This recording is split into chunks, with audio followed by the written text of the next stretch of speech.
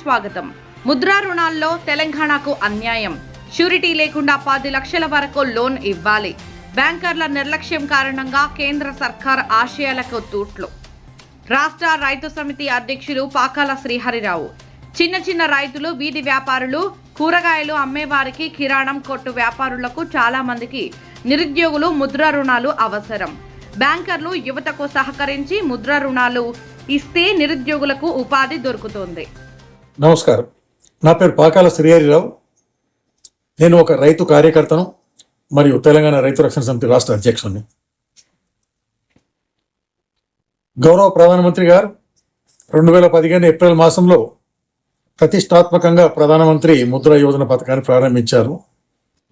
ఈ పథకం యొక్క ముఖ్య ఉద్దేశము వీధి వ్యాపారులు, చిరు వ్యాపారులు, తోపుడు బండ్లపై పండ్లు కూరగాయలు అమ్ముకునే వాళ్ళు మరియు స్వయం ఉపాధితో ఏదైనా పని చేసుకుని బ్రతకాలనుకునే వాళ్ళు పెట్టుబడులు లేక అధిక రేట్లకు వడ్డీకి తీసుకొని వచ్చి వారి కష్టార్జితాన్ని మొత్తాన్ని పెద్ద ఎత్తున నష్టపోతున్నారని చెప్పి వీళ్ళందరికీ షూరిటీ లేకుండా బ్యాంకుల ద్వారా రుణ సౌకర్యం కల్పించడం.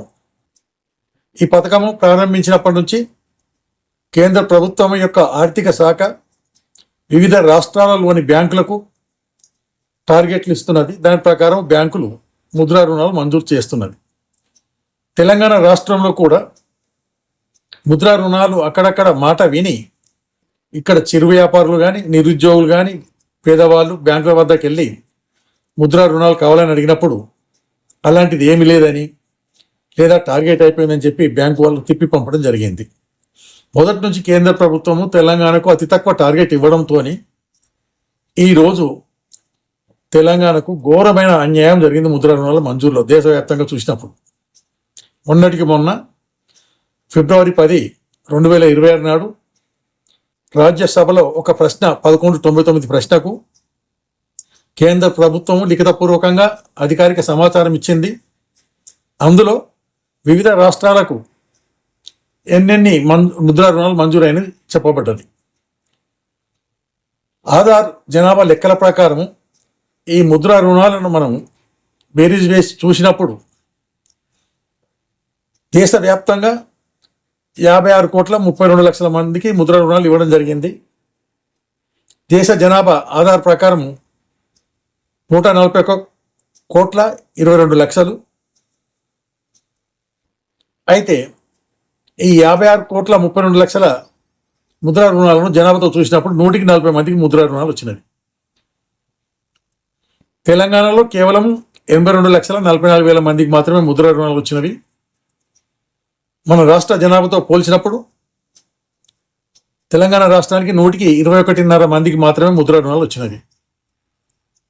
తెలంగాణలో కూడా జాతీయ సగటు అయినటువంటి 140 మందికి వచ్చినట్టు ముద్రా రుణాలు రావాలంటే ఇప్పటికిప్పటికీ 71 లక్షల ముద్రా రుణాలు మంజూరు చేయాల్సిన అవసరం ఉంటుంది.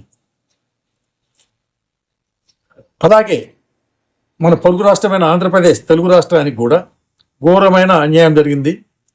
అక్కడ కూడా జాతీయ సగటు చేరుకోవాలంటే 1,01,00,000 ముద్రా రుణాలు మంజూరు చేయాల్సిన అవసరం ఉంటుంది. ఇంత తక్కువ ముద్రా రుణాలు మంజూరు అవడంతో మన దేశంలోని నిరుద్యోగులు, యువత, పేదవాళ్ళు, వీధి వ్యాపారులు, చిరు వ్యాపారులు ఆర్థికంగా పూర్తిగా దేశంలో ఇతర భాగాలతో చూసినప్పుడు వెనుకబడడం జరిగింది. ఇందులో రాష్ట్ర ప్రభుత్వం పైన కానీ, కేంద్ర ప్రభుత్వం పైన కానీ అదనపు భారం పడేది ఏమీ లేదు. దేశ జనాభాతో పాటు, జాతీయ సగటుతో పాటు మన రాష్ట్రం కూడా ముద్రా రుణాలు పొందడం అది మన తెలుగు రాష్ట్రాల హక్కు. రాష్ట్ర ప్రభుత్వం తమకేం సంబంధం లేనట్టు వివరించడం చాలా తప్పు. వారు బాధ్యతగా తీసుకొని నిరుద్యోగులకు, యువతకు అండగా ఉండాలి.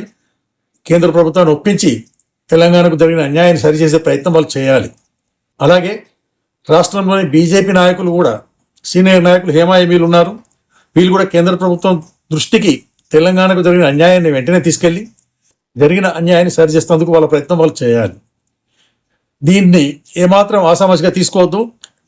రాష్ట్రంలోని పేదవాళ్ళందరూ ఆర్థికంగా ప్రైవేట్ అప్పుల నుంచి బయటపడే అవకాశం ఉంది కాబట్టి దీన్ని వెంటనే సబ్కా సాత్ సబ్కా వికాస్ అని కేంద్ర ప్రభుత్వం గొప్పగా చెప్పుకుంటుంది, ప్రధానమంత్రి గొప్పగా చెప్పుకుంటుంది. కానీ దానికి విరుద్ధంగా తెలుగు రాష్ట్రాలకు అన్యాయం చేశారు కాబట్టి ప్రధానమంత్రి గారి దృష్టికి తీసుకెళ్లి ఒప్పించి తెలంగాణ రాష్ట్రాలకు జరిగిన అన్యాయాన్ని సరిచేయాల్సిందిగా విజ్ఞప్తి చేస్తున్నాను.